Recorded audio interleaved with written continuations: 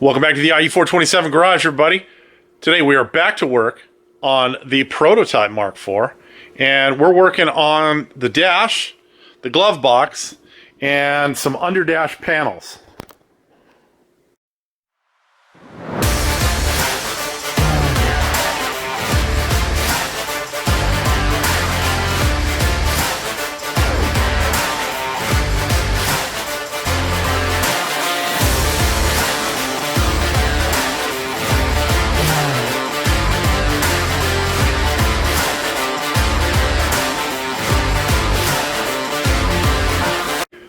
Alright, if you go back to the previous video of us dropping this car off for paint at Jeff Miller's, you'll notice that the dash was in the car at the time, minus the glove box. And that was on purpose.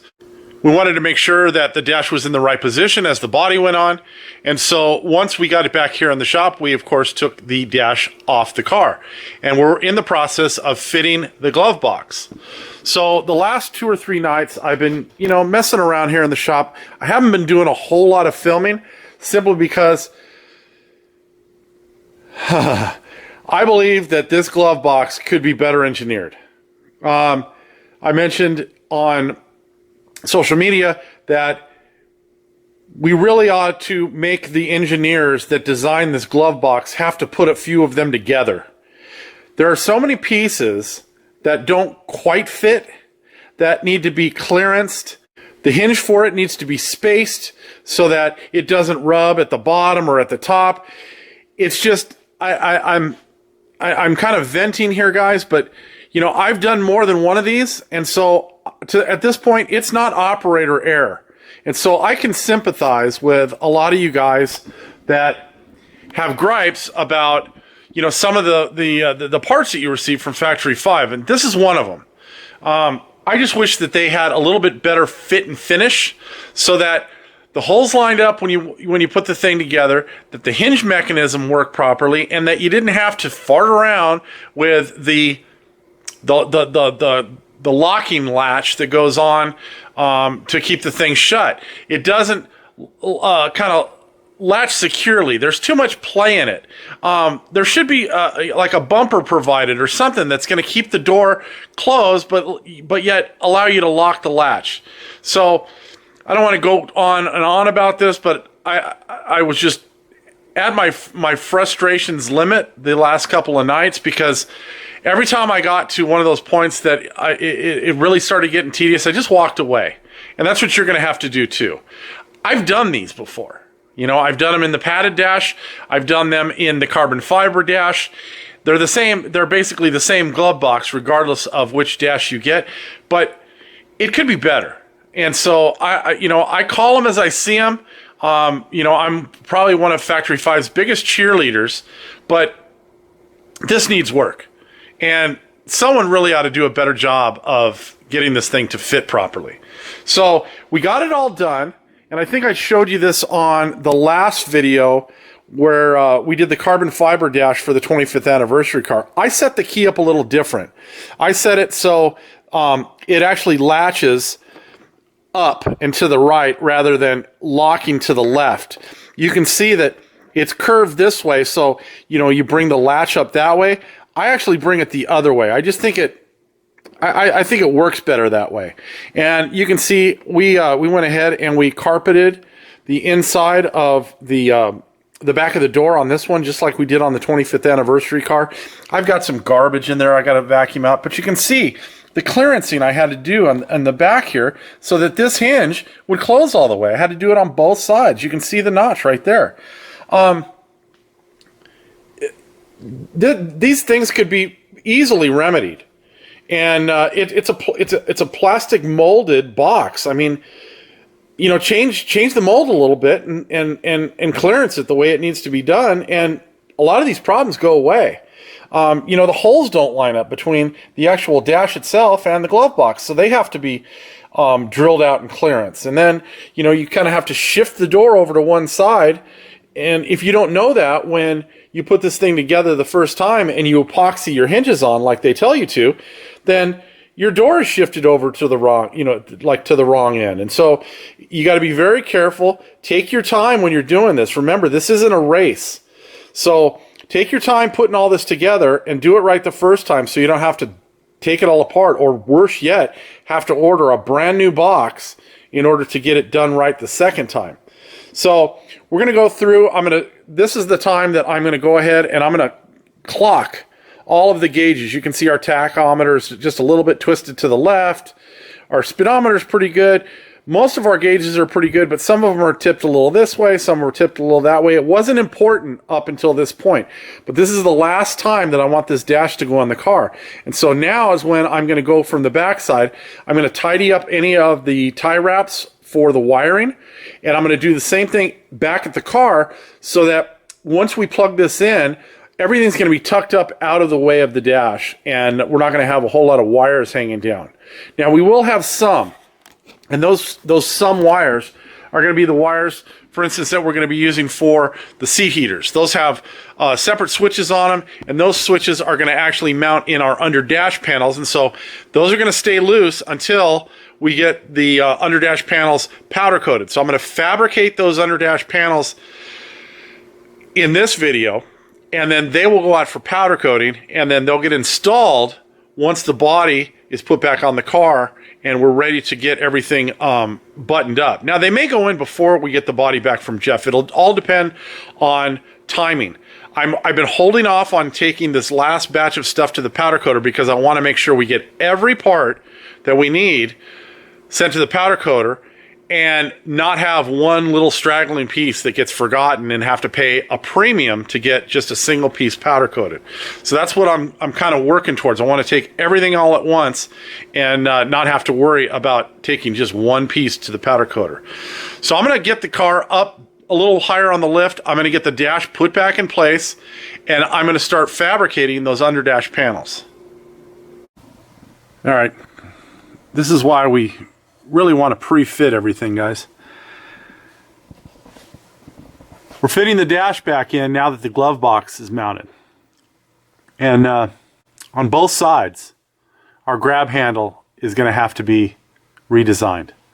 On this side, I'm not sure what I'm going to do. I've got, if I cut the bracket short here to get the glove box hinge to fit, then I've got nothing to fasten it back down to. You can see our hole is over on this side of the hinge.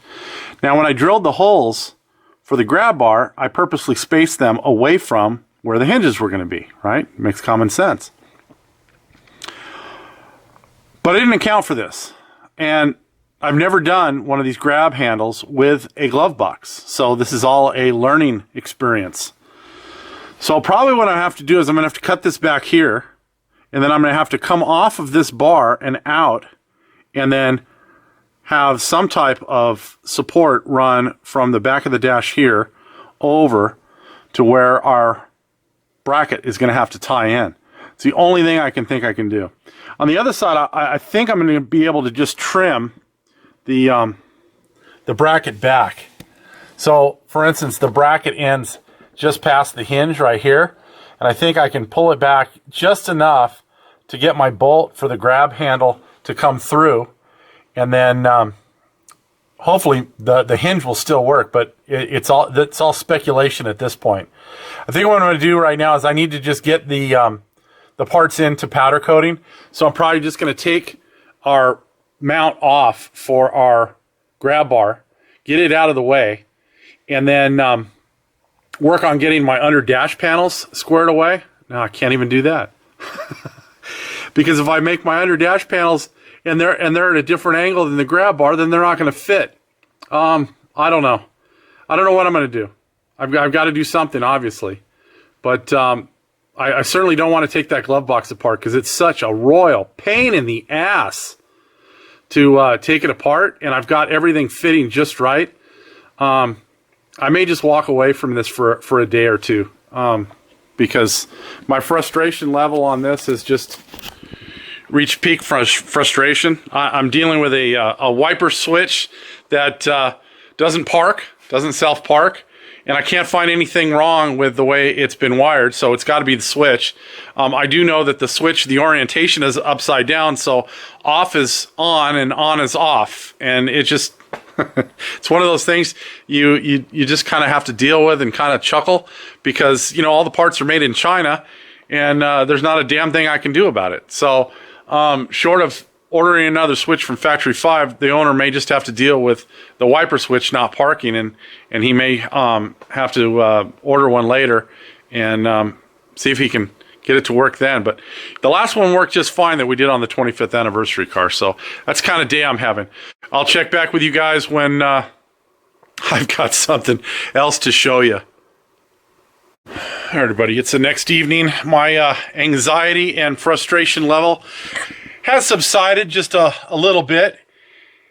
I've been working on this bracket for our grab bar for the better part of the evening. So I got home about 4:30. It's almost 7:30 now. 7:30, something like that. Anyway, I think I got it. I've got a workable prototype for the prototype. But in this case, the prototype is going to stay with the car. But I'll know better next time if I ever have to do one of these again with a glove box. Let's see if I can get a light on in here and let you guys kind of see what's up in there. So the bracket right here needed to be notched around the hinge. I don't know if you can see the hinge. See the hinge right there for the glove box. And so there is a notch in the steel bracket. So in my haste, what I did is I needed to get that thing to fit last night, and so I just cut it off. Then after thinking about it and sleeping on it, I figured that I could weld that piece back on, notch the portion out, and put it together and have a relative amount of strength on there. Now, keep in mind, the handle is mounted with a bolt on either side. And so, as it is now, I'm going to leave it the way it is. If I find, between now and the time we take it to paint, that this is going to be an issue, I'll reinforce it. But I think it's going to be fine. That's almost 1/4-inch steel that I used for that bar along the back here. This stuff over here is about the same. It's about 1/4-inch thick. Even my angle that I used, the 3/4-inch angle, is 3/16. So I wanted all this stuff to be plenty strong, and it's stuff that I already had in the shop. So I think it's going to be fine.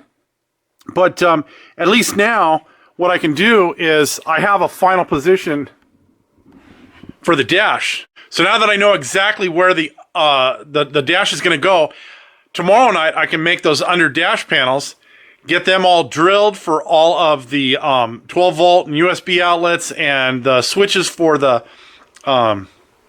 seat heaters and our dimmer switch for our gauges, all that stuff fabricated tomorrow, and then all of my stuff can go to the powder coater so that we can get the powder coater going on the last of the panels for the car. So that's where I'm at. I'll bring you back tomorrow when I'm working on those under dash panels. All right, the Allman Brothers, Ramblin' Man. I've got the under dash panels pretty much done. I've got to cut a couple of holes in the driver's side, but I think I'm going to wrap the video up after I show you guys what I did. So basically what I do is I cut the panels themselves. It's just 040 aluminum. And so I cut it 12 inches wide. And it nestles right in here at the edge of the dash. And it doesn't matter which dash you're using, whether you're using the carbon fiber, whether you're using the padded dash from Factory 5, or whether you're using the aluminum dash that you cover yourself with the padding and the vinyl. I still make the panels the same size. Now on the driver's side, I do have to notch a 45-degree angle on this side in order for it to clear this side of the footbox. But that's it. You can see I've got it held in place with a couple of, we call them tech screws. They're Phillips head, self-drilling screws. They're number 8 screws. And these work great because that self-drilling tip on them will allow you to go back with number 8 finish trim screws, the black ones that Factory 5 provides you a few of in your kit, and use those to fasten these in once you get everything powder coated. These are getting powder coated gloss black. And at the front, I've just got it held in with a couple of Clecos for right now, but those will get those black trim screws as well. Now, the dimension that is from here to here will vary. And that's up to you as far as the angle of your dash. So if your dash is more in, of course, the panels will be shorter. If your dash is out on the bottom, then that's going to make your underdash panels a little wider or longer. So I came up with 7.5 inches, and that's from the part right here that pushes right up against the dash to the edge of the piece back here. So each of the panels starts 12 inches by 7.5 inches. And then what I do is I kind of wrestle it in here and get it to press against the front of the dashboard, and then I make a line right across here. And what that does, it gives me a place to put the piece in my sheet metal brake and give it, oh, it's probably only about a 4 or 5 degree angle. Once I get that, that'll allow that piece to go in so it's resting against the bottom of the 2-inch tube, which is right here.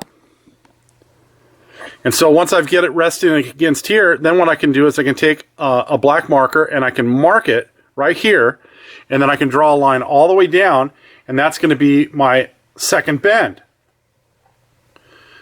That second bend is going to be about 10 to 15 degrees, and it's going to, again, it's going to depend on what angle your dash is on. So it'll vary a little bit. I tend to be right around the 10 degree mark when I'm bending it. And then, like I said, I love these sheet metal screws for fab work like this because I can run them in knowing that the black trim screws are going to follow those in later and be able to have enough grip but not break. And that's the hard thing, is finding the right size drill bit with those trim screws so that as you're driving them in, they don't break, or, you know, the head doesn't break off. But so that'll show you. This one, like I said, I've still got some holes to drill in it. I got to drill a hole in there for the seat heater, which is going to mount right up over here. And then I've got to mount a drill a hole to mount the dimmer switch for the gauges. And then on the other side, since we've got more stuff going on over there, I've already drilled the holes here. And you can see, because of the glove box and the grab bar, I didn't have a whole lot of options as to where to put my USB and my 12-volt power outlets. Now they do clear, but I basically have to run this panel in before I fasten the dash in securely, because it's tough. Or I've got to run those in after they're in already, because I wanted to get them far enough back to be usable and far enough over, but I didn't want them, you know, like I didn't want them over here. I didn't want them over on the right-hand side. I wanted them as far over to the left as I could, and I've got a bar right here. So with that bar right there, I just didn't have a whole lot of options. And then our heater switch is already over here. The one over on the driver's side will mount in basically the same spot. And again, over here, I've got it mounted with a couple Clecos and a trim screw, and that's it. So I think I'm going to end it here. As always, if you're enjoying the content here, please do the like, the share, the subscribe, all that kind of stuff. We'll see you next time. Have a great day.